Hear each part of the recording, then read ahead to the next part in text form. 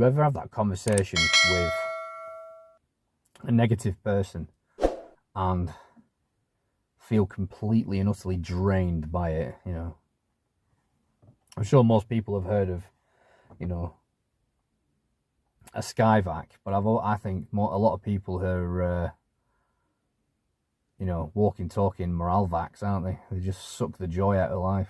So to make sure my business reaches the right sort of customers, you know, I'm part of chat groups, etc., for local areas, and there's things like, you know, Hambleton chat, Blackpool chat, Bispam and Chicken Cleveley's chat, you know, Cleveley's chat, and all this sort of stuff. So obviously then, you know, customers can tag me in posts, etc. Again, I don't post too much on faceache for in these chat rooms, to be fair. A lot of the time there's people who are extremely negative, and I just, like I say, you know, when you feel drained when you listen to someone droning on and on and on. Case in point, right? So on this chat room, someone actually posts things like, sort of, if someone parks badly in a public car park, and they take a picture of the car to sort of shame them and all this sort of stuff, and it's like, oh, look at the state of that parking and all this sort of stuff. It's just funny how people think. And I've actually seen someone take a picture of dog shit on the pavement. Now, let's be honest, right? No one wants to see dog shit on the pavement, much less on social media, by the way. But it demonstrates a point, doesn't it? Is that if you have a positive mindset, if you're a positive person, and all you look for is opportunities, all you look for is positivity, all you look for is people that inspire you, people who, you know, people that cause you to sort of go, actually, that's a really good idea, that I never thought of that. You know, these are the sorts of people I like having conversations with. You know, and I've had a number of chats with subscribers, and over the phone and on Messenger, on YouTube, etc. And it's good to sort of engage with other people. But equally, if all you look for is negativity, if all you look for is a reason to complain, you'll find it.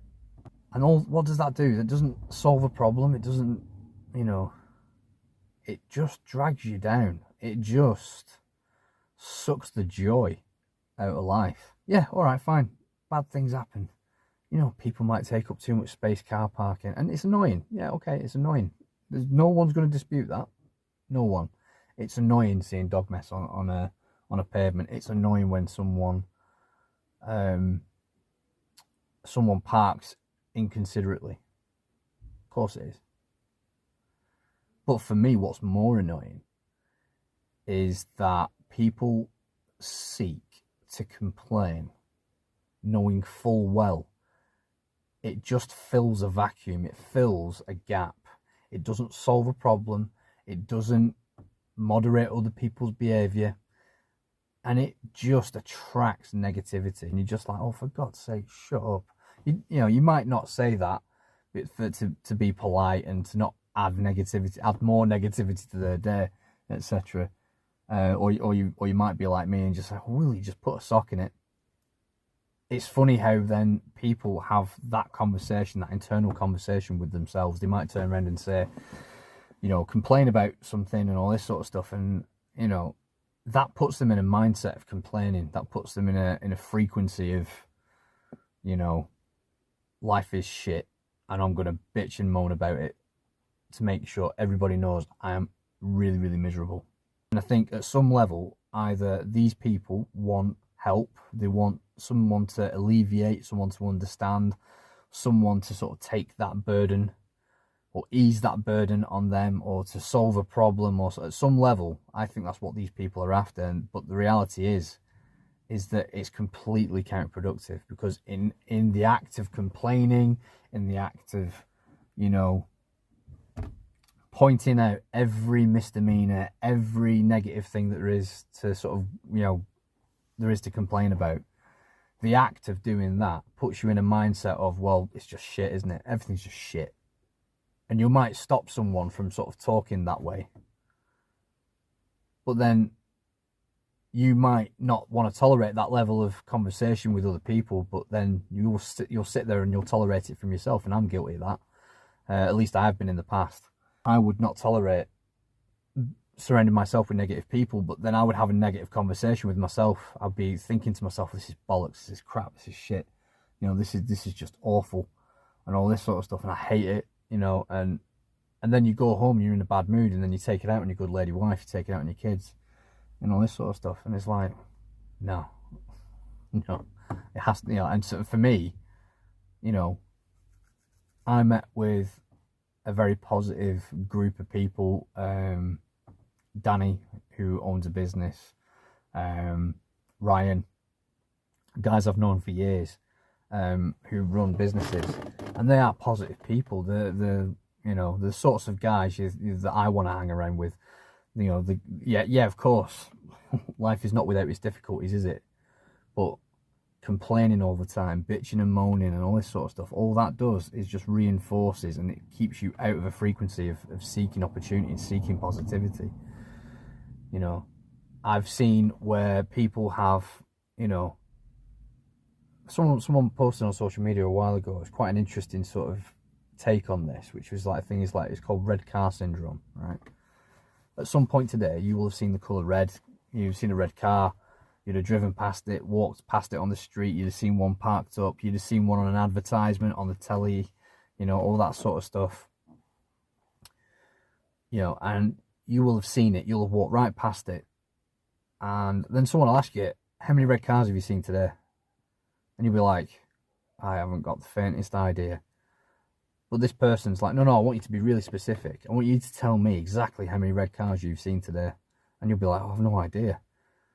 And then you'll be like, right, okay. And you'll walk off. And then what happens is you'll go about your day. But then you'll start noticing red cars. You'll start noticing stuff. Positivity and opportunity is exactly the same way, I think.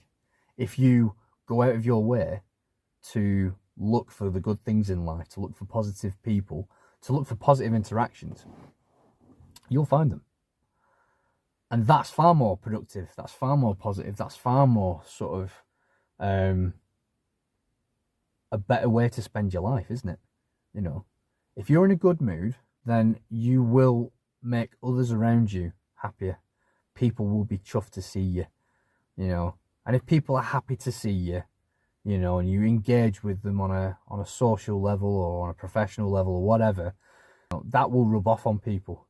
And that's why I try, and it's hard, sometimes it is, because life does hit you.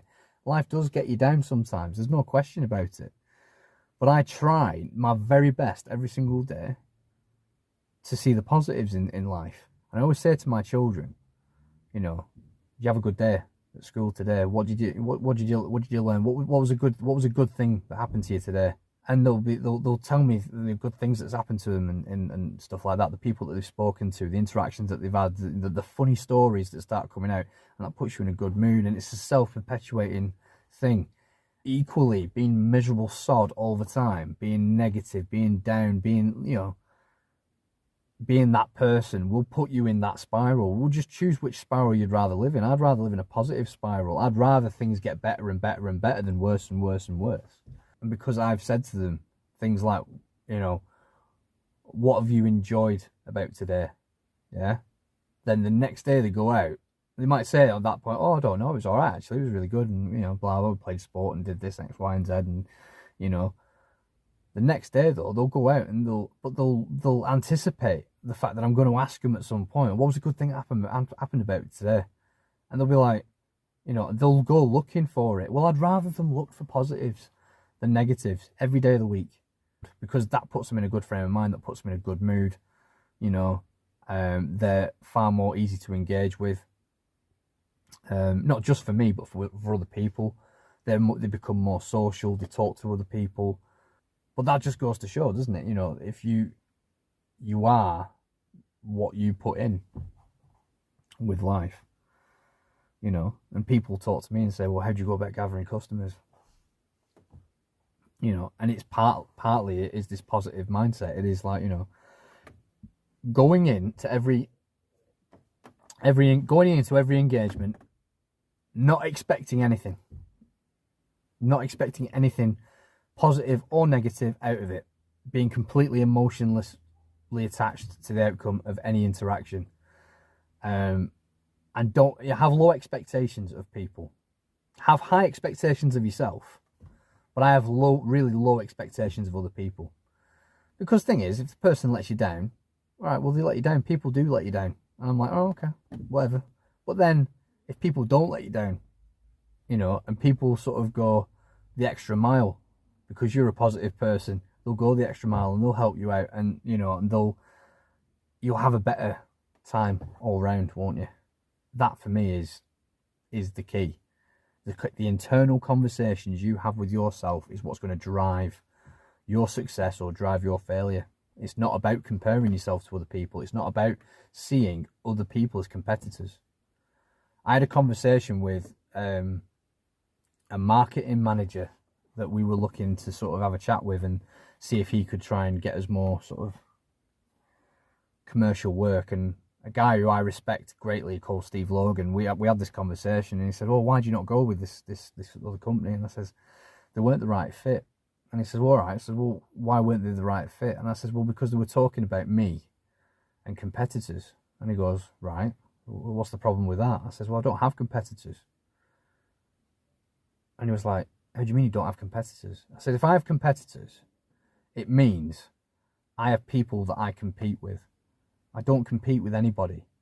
I simply try to be better than I was yesterday, every single day.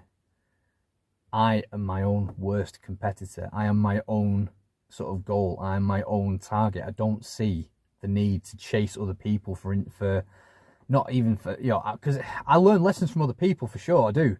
I'm not naive, but at the same time, I don't view other people that offer the same services as us as competitors. Whether, you know, people think they are better than us or not, I could care less. I don't see other people as competitors. I don't. I am my own competitor. You know, and if someone can reach me on that wavelength, then they're the right fit. And he was like, "I see what you mean," you know. But yeah, live a positive life for sure, definitely. Understand that there are going to be speed bumps, there are going to be obstacles, there are going to be problems. There is negative shit is going to happen to you whether you see it, whether you look for it or not, right? But in that vein, if negative stuff is going to happen to you, surely being a positive person will enable you to find a direction and a way out of it. Because being a negative person will just complain, bitch and moan, and then the problem's there still waiting for you when you've snapped out of it. Might as well attack it and be positive and sort of accept it for what it is and go, all right, let's just get it done. Let's get it fixed. You know, let's you know, move on. Let's get it done. You know, get amongst it, get it fixed. Let's not dally around. Let's get on with it. Job done. And then having solved the problem, you're back on top and you're delivering. You know what I mean? And you're still positive. That for me, I think, is a far better way to live. But just be aware of these internal conversations that you have with yourself, because they will, I believe they are the things that will determine whether you succeed or fail.